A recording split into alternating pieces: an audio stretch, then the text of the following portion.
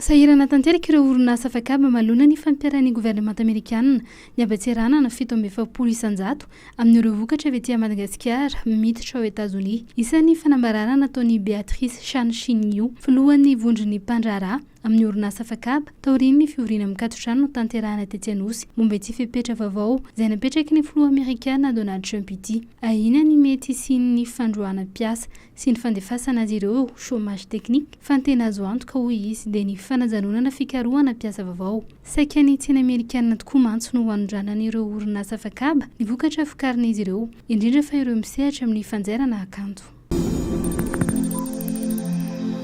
Herinandro vitsy mialohan'ny fanatanterahana ny fivoriana tampony voamerany ranomasimbe indianina dia miezaka manatsara ny endrika an-tananarivo ireo mpitantana isam-baratongany. Ankoatra ny fanamboaran-dalana itsero dia tazana ihany koa amin'izao ny fandokoana ny rindrin'ireo tranombarotra manaraka an'ity arabe ny fahaleovantena etsy Analakely ity. Efa nisorona avokoa moa ireo mpivarotra tsy ara-dalàna rehetra izay nialokaloka tao ambanin'ny arkady rehetra iny. Toy izay koa ireo izay nanamorona ny arabe ny fahaleovantena. Ny 24 Aprily izao no tanterahina eto Antananarivo ity fionana tampony ity.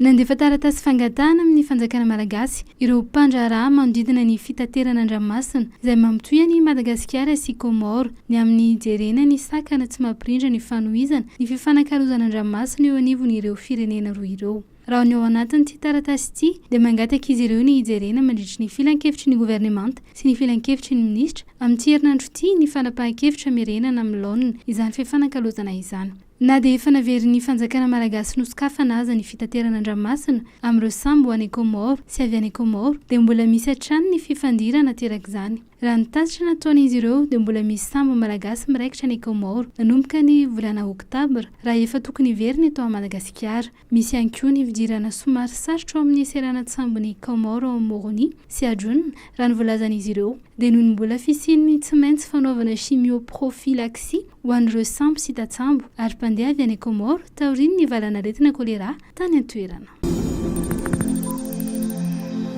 Mandidina ny arivo isa ireo olona nahazo tolotra ara-pahasalamana maimaim-poana omaly alatsinainy teny Ambohimanga kely nandritra ny fankalazana ny andro maneran-tany ho an'ny fahasalamana. Isan'ireo tolotra maimaim-poana hita teny an-toerana ny fandrindram-piterahana, ny fanaovana vaksiny, ny fakan-kevitra ara-pahasalamana, ny fitiliana ny homamiadana, ny diabeta, ny fiakarana ny tositra ary ny VIH ary ny fikarakarana nify sy maso. Fikolokoloana ny fahasalamana ny reny sy ny zaza voateraka no lohahevitra nandritra ity fankalazana ity. Nentina ampirisihana ny olona indray amin'ny tanàna ny fitondrana voka, ny fanohanana ara-pahasalamana azo antoka hatrany am-boka, ary koa ny fampiroboroboana ny fipetra tsara ho an'ny fanombohana ara-pahasalamana ity hetsika ity.